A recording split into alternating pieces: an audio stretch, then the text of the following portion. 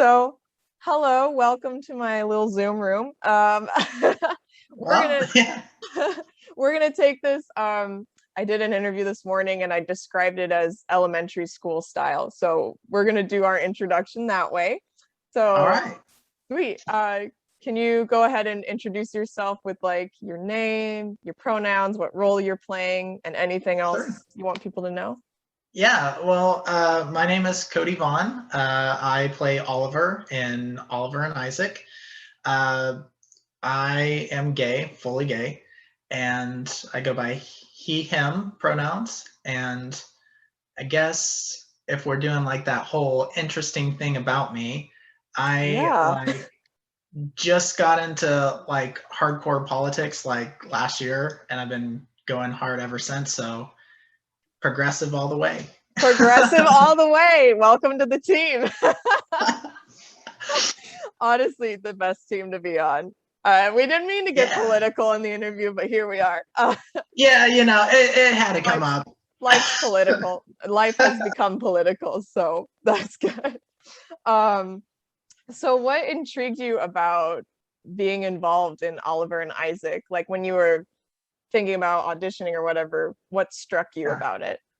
Well, I have to admit, I think one of the things that drew me to it was that it was going to be over Zoom because as Mm, much experience as I've had, I've actually never done anything over Zoom. So I thought it would be very interesting to at least have it under my belt and at least use it for resume purposes. And so that's what I originally drew me to auditioning in the first place. But when Shawn sent us the kind of link of who the characters were and what they were about, Oliver jumped out at me because I think for the most part, he is the kind of person that tries, and mm. it may not come off the way he intends it to, but he works hard and he absolutely tries in everything he does. And I think he's kind of like a match to who I am. So, yeah.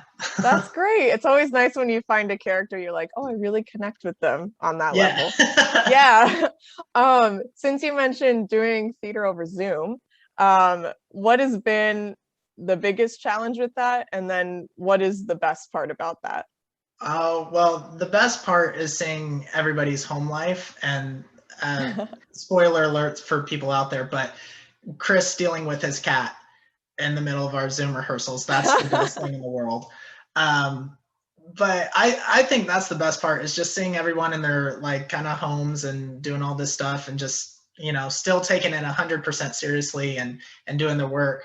I would say that the hardest thing is actually me in my house because I got basic brown walls. And so when, you're supposed to set up a different scene and you got to move your camera a little bit, it's just the same brown wall, this brown wall. So being a so, little so that's always kind of the, improvising. yeah. So that's always kind of the downside to my point because I'm constantly messaging Shawn being like, hey, get ready for another brown wall, I But got yeah, brown it's here. great. That's it. That's good. I feel like I'd be in the same boat. I'd be like, here's a blue wall, and you're getting that. Yeah. um, if you had three words to describe the show, Oliver and Isaac, how would you describe it? Whew. I would honestly describe it as real, Mm. uh, challenging.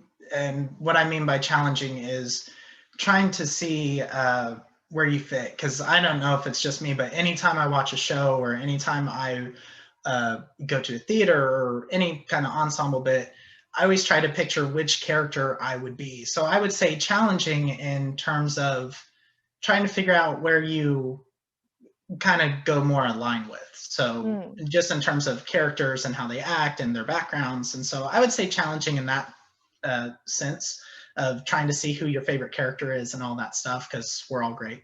But Yeah. and then I would just leave it at just exciting at every turn. Yeah. I love it. I Something love new. it. Makes me excited to watch it. Well, great. That's the point, right? What has been your favorite scene to work on, and maybe try for like minor spoilers, but not like a Oh huge yeah, yeah, spoiler. Yeah. I would definitely say, I think my favorite has got to be the arguing scenes. I'll leave it at that. Mainly Ooh. because it's nice to try and show your anger over Zoom and try to incorporate maybe what I'm using now is my laptop. So using frustration out on my old janky laptop to show the anger in the show, I think that's probably the best part. Oh, channeling the real stuff to get you in the Yeah, moment. absolutely. I love it. Since you're playing one of the title characters, what has been your process from the beginning of the rehearsal process compared to where you are now? I think um, I think where I started was trying to be like, okay, how would Cody handle this scene? How would Cody handle this play? And I think just because Oliver and I are super close to each other, just in terms of who we are, I think the hardest part was trying to separate the two of us and to actually say, okay, no, this is Oliver's story, not Cody's. So don't improvise and do your own thing. You got to do what Oliver would do. And so Right. I think that would be probably the most amount of work that I've done. Just not to sound lazy with my whole background thing, but No. yeah, I think just trying to draw that line separated and really focus on, okay, this is not Cody's life, this is Oliver's life. And so, yeah. Great answer. I love that. Um, okay. So since you mentioned politics earlier, we're gonna I mean I had these questions, but I'm like, this ties in perfectly. So for you as a person in the LGBTQ community, what is the state of the LGBTQ plus community now in the US, in your opinion?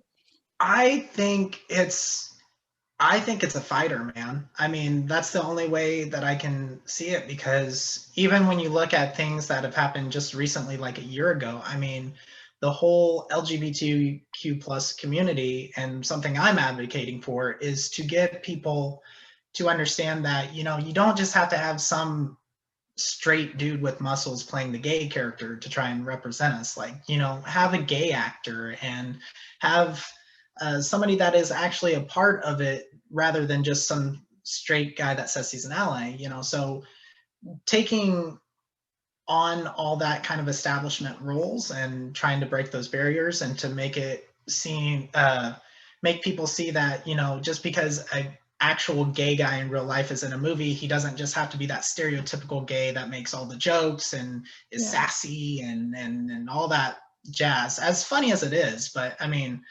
we got to break the barriers. We got to be the lead in roles, and we've got to, help get more out there to the people of the US, because, I'm a small town Kansas kid. So, someone like me that's gay, kind of looking into those roles, it's kind of like, well, who's going to want the small gay kid from the small town in Kansas? What drives me? We do. Yeah. Yeah, but it's always been that thing in the back of my mind that's been a confidence issue, just because it's kind of like, who's going to represent you? And so I would say that LGBTQ plus being involved in stage work, in movies and Zoom, I think it's just about breaking those barriers and fighting on and showing people we're not going away. I love that answer. I'm from Iowa, so I understand I'm not like small town kid kind of vibe, so Yeah. like I didn't come out as bisexual till I was in undergrad, because I didn't feel comfortable, right? So Right. yeah, I think sometimes the small towns can be a little suffocating, but Yeah, exactly. yeah. Yeah. So then to close, for you, what does queer theater mean? And I guess since we're talking Zoom, what can queer Zoom theater accomplish, in your opinion?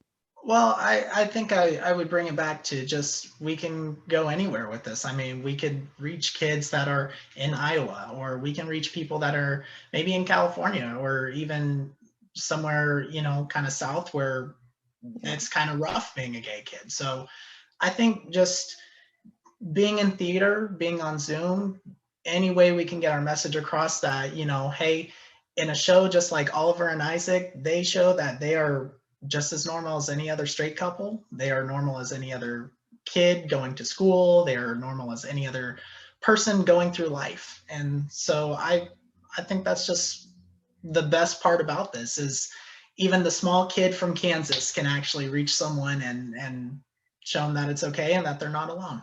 Oh, hell yeah. I love that. Well, thank you. Yeah, thank you so much for talking with me, Cody. This has been a really great conversation. Yeah, well, I love this, Alyssa. This is awesome.